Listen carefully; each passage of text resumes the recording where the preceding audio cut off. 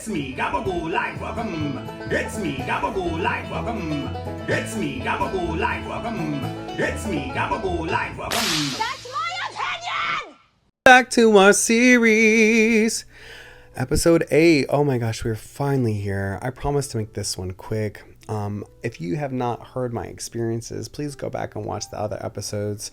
This was something that I wanted to create mainly to show vulnerability, but also to encourage others to share their personal experiences.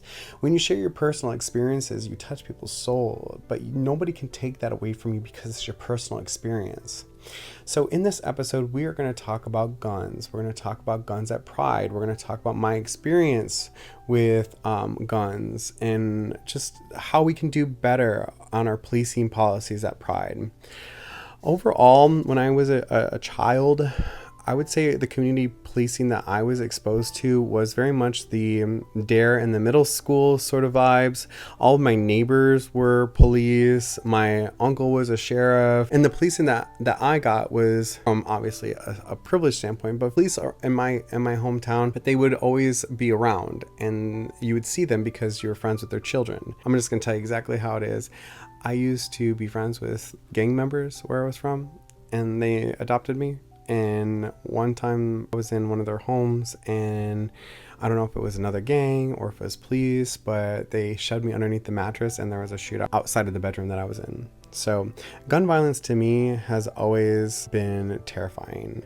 I remember also being held up at gunpoint a few years ago at 7-Eleven, and I was just going into that 7-Eleven and I was getting excited because I got a $100 scratcher, and I laid that scratcher down and a man came up behind me, a masked man, and put a gun to my head and used me as a hostage in order to get money from the clerk. I had to pick that man out of a lineup. That still haunts me today. I have seen gun violence just ring true in so many of my friends' lives, and it has taken many bright, beautiful souls. Seeing guns here in Arizona is just another day here. And when I see someone just walking about with it, I become instantly frightened. And that's really just my connection to the Phoenix PD or police in general, is I feel like they could easily shoot me. And I have seen people come into the hospital that I volunteered at. I've seen people on hospice, and the amount of force that comes barreling out of those guns is deadly. I remember being a part of the Columbine era and just watching that on TV, just thinking in high school that could be us. That was the first time I ever thought about that. And now I see mass shootings throughout our school systems in the country, and I just think, wow, we have not changed at all. It's actually gotten worse and more deadly. And now people who are in grade school, in middle school, in high school, nobody's safe.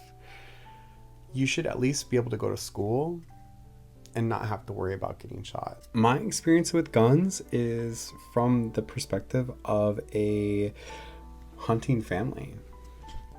I can't recall if it was the Illinois forestry individuals or if it was from the Firearms Service Bureau, but when I was younger, my sister and I had to complete a firearm safety course, and I think it was over a couple weekends or it was just 2 days. I can't remember, it was so long ago, but I do remember in this training we had to know how to take apart the gun, check the chamber, ensure that the safety was on, and basically it made us familiar with the different types of gun, the shotgun, the rifle, the pistol, all those different guns.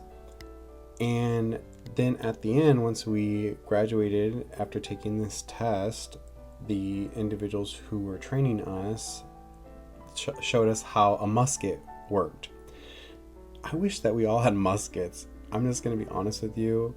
It would take forever for anything to happen, and then maybe people would think about their actions before just reacting. So I can speak on what happened publicly with Phoenix Pride this year at Rainbows Festival. It happened in public, and it was a public event. So I had been advocating, and I wasn't heard, and I was being direct. And then the next day, after I laid out everything in terms of one, how people were treated, what was actually happening, and built my case for how I felt about something. Several things, actually. And the next day was Phoenix Rainbow Festival. I went to Rainbow's Festival, and at that time, I didn't know that they had emailed me this, like, your band letter. The letter indicated something about their mission statement, and you can rewatch it. You can go to my TikTok, which is Gabagool Life, to watch the whole video, make your own judgment. I'll tell you how I felt. I had no idea that this was going to happen. I was there to support my friends, support my community, and do what I do best, which is just celebrate others, especially at a time where we get to gather, which isn't very frequently that we all get together, especially in a free event like this setting. They did give me these papers that also spoke about how they felt threatened or something regarding my behavior, which was very direct and very honest and very to the point, and I laid out everything that I wanted changed and also what I was trying to speak on. I definitely made my case for that. Did I speak correctly? No, I did let my personal feelings, and also I didn't always speak the way that I should have, especially in the matters of, like, if I was going to be professional / advocating. There comes a point where, like, after 2 years, you just sort of get so frustrated of not being heard. So I can tell you how I felt about this scenario when I walked into Rainbow's Festival and the Phoenix PD surrounded me. So I was speaking to somebody and we're carrying on and laughing and watching, I believe it was the Junior Pride pageant. And I was surrounded by the Phoenix PD, and there was more than 5 people around me that were in a police uniform, and I think maybe like 7. There was another group of Phoenix PD with the same amount of people to remove me, though I've never been violent, though I never like threatened to hurt anybody, nothing like that. So in that moment, the idea of intimidation was present and felt, and also using Phoenix police to basically do their bidding or to use of force, which is the whole issue about having police or Phoenix police in general at Pride events. Use of force, the lack of restraint. And instead, those two things were utilized for the benefit of Phoenix Pride. I was intimidated. I was terrified. I was traumatized. It was more guns, more police. Now when a police comes behind me and I look in the mirror, my gut just drops. In the same way, many of you who have experienced the same interactions with police for many different variations or reasons, it terrifies me. But I know exactly why it terrifies me. It's because they utilized somebody who's supposed to be the peacekeeper, the law enforcement, to essentially instill this fear into somebody that they were trying to take out. It worked. It happened. It was felt. But it doesn't hold me back from wanting to still advocate for better policing policies, for better changing in the organization, within my own community. Can we do better? Absolutely. Will we do better? Absolutely. We're not going to survive if we don't all lift each other up. As a minority community, we don't get ahead if we step on each other's head, okay? It's not a ladder of who's tallest or who has more. It's how we can help each other find the equitable space in order to grow to the biggest potential and love on every single identity, and creating mental spaces and physical spaces and different community moments to celebrate our beauty within those diverse spaces that we should lead with creating and that we should curate, because that is our expectation. If we are a LGBT focused organization, we should be LGBT focused at all time. Priority number 1. Let's talk about the Phoenix Police Department for just a moment. Let's talk about the Maricopa County Sheriff's Department, or the MCSO, for just one moment. Both departments have alarming statistics around police-involved shootings that involve deaths, racial profiling, and interactions with marginalized communities. Phoenix PD constantly ranks among the highest for fatal shootings, and they have more involved shootings with Black individuals. The MCSO has more fatal shootings with Latino individuals, and they also racial profile. Sheriff Joe Arpaio has this huge history and has caused us millions and millions and millions of dollars because we have been unable to get the racism out of the sheriff's department. He used to put the inmates, the people who had DUIs, out in the middle of the desert in a place called Tent City. Yeah, you were in a tent in the middle of the desert, hundreds of degrees. Yeah, exactly. He thought that was more humane, and then he was able to take in strays and put them in the jail cells and be like, yeah, we take care of puppies, but not humans. And Paul Penzone, a Democrat, took over and was unable to get the racism out of the sheriff's department, and the federal government continues to sue the sheriff's department because they can't comply with not racial profiling. When I say racial profiling, I literally mean they will pull over drivers because they're Latino and ask them for their court papers. Though there's not specific data on discrimination towards LGBT individuals, we should be concerned about discrimination policies. It affects minorities. We are a minority. We cannot allow that to be appropriate for the people that are supposed to protect us. Listen, lack of appropriate training in how to handle diverse communities is not the people you are policing's fault. That is the police department or the sheriff's department that should ensure that they are trained properly and not trained with use of force and not trained like a military, but rather with the idea that they are armed with a deadly weapon and they can kill people in an instant. You to tell me what it's like where you live. How do you feel about your police? How do you feel about those that are supposed to be serving and protecting you? Do you not even call? Do you not even want to get sick or have something happen to you to have to make that call? And here's the deal. I'm not going to give you all this information without giving you some sort of concept or ideas on how to make it better. Listen, maintaining safety and security at LGBT prides is so important. And if we cannot involve the local police department and address our own concerns with our marginalized community, I think that's the way forward. So let's talk. I believe Phoenix Pride does not have community safety marshals. They have access to hundreds of volunteers, but they could train these volunteers to serve as safety marshals. These individuals could receive training in de-escalation, conflict resolution, first aid, and just to ensure that the event remains safe without law enforcement. And also, we could take those individuals and put them to work. Some of our LGBTQ individuals don't have access to work. This might be a good time and good opportunity to do that. That could create some sort of private security firm that could have inclusive policies. Just imagine with me, if we had a private security firm with inclusive policies hired, trained, and implemented by LGBT individuals and volunteers, we could hire private security. Yeah. Then we could vet individuals for inclusivity and equity and understanding of LGBT issues.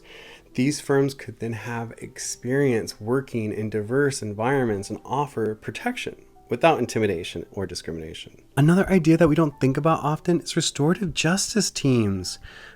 For those who don't know, restorative justice is a community-centered approach that focuses on repairing relationships and meeting the needs of everybody involved. It's different than punitive approach, which focuses on punishment. This approach emphasizes dialogue and mutual understanding to resolve issues. How about like a Pride safety app, like a crowdsourced safety app, where we could use real-time reporting within the app where attendees can say, hey, let me anonymously report safety concerns to the event organizers or somebody designated within the community safety team. Listen, I think that would create a direct line of communication to handle issues quickly and efficiently without causing a commotion with Phoenix PD. Substance abuse does happen within our community, and it's important to have trained professionals there during our festivals. Or if a personal conflict arises between friends. Something that I believe is not happening in a lot of communities around our country is we're not creating a way for our marginalized individuals, trans, BIPOC, disabled, to participate in the conversation. Creating a security safety team led by those members, one, shows that you're hearing them, but two, they could serve as an approachable contact for concerns related to safety or harassment or discrimination. But you got to give them power to do that. Sure, we have parades and sure, we have booths, but to partner with a local advocacy and community group where they could provide trained staff and volunteers to help oversee safety, inclusion efforts, and including other led approaches to event management. But that would require a deep, active listening approach to an organization. Do I feel LGBTQ events should be safe spaces? Yes. But that also means creating a designated quiet spot throughout the event where individuals can retreat if they feel overwhelmed or unsafe. These spaces would be staffed with community liaisons trained in trauma-informed care. One can hope, right, that that's a dream that we should all want to achieve. A safe space for all is truly being accessible when you need it. I do see more and more cities and prides collaborating with social justice organizations. I'm a little biased. Here in Phoenix, we have Arizona State University, and they have a great social justice program. Working alongside social justice organizations that specialize in anti-oppression work to offer on-site support teams trained to navigate marginalized identities can ensure that all attendees feel safe and respected. And one of the things I told the board at a public meeting this year is to put up signs to let people know what to expect. Is it going to be family friendly, like PG? If there's ability or disability needs, where they can locate them. So I feel having event zones for safety is incredibly smart. We can use careful event planning to create zones or areas for different activities, clearly labeling for quieter spaces, family-friendly areas, and sections of higher energy celebrations that can help reduce the chances of conflict. I would say during Phoenix Pride, most people came out at night and sometimes during the day, but more so at night. And if there was like incorporation of healing justice practices at the event through the different spaces or different times that can provide some sort of grounding, like yoga or meditation or peer-led healing circles that can offer trauma support. I'm a big fan of technology. Do I think technology can be biased? Absolutely. The use of proper technology, I work for Spear Digital and InterQ.me, and we came up with some really cool technology, especially for events. So I believe that the use of drones and closed circuit television, that is some good, discreet, non-invasive technology. And it can be monitored by community security teams rather than police to oversee large crowds and identify potential risks before they escalate. I'm just saying, technology is our friend. These alternatives can create a safer, more inclusive environment while addressing the concerns of over-policing and its disappropriate impacts of our marginalized communities. So we can do better, and there's options. Do you want to implement it? Do you want that? And what is it going to take? And who do you have to put in charge to make that happen? It's important to remember that the riots at Stonewall happened because trans individuals were tired of being harassed by the police. We are constantly harassed. We are constantly murdered. We are constantly seen as a community as being less than. And it's the collective voice that creates a ripple and a break in the system. The system is only going to break if we stop allowing to be treated as such. And as a community of pride, we don't spend thousands and thousands and thousands of dollars on people who would never befriend us. Do we have LGBT and minorities in our police department who are trying their best? Yes. Until the system has shown that it is no longer biased, that it cares about its community, and their enforcement policy isn't military style, leading with gun violence first. We do not have to spend thousands of dollars to accept this behavior. I encourage you, wherever you're at, to get involved in new policy management with your police department. I know those that are listening. Some of you are from Phoenix. Right now, Phoenix Police Department is looking for feedback on its First Amendment facilitation and management. It ends October 27th.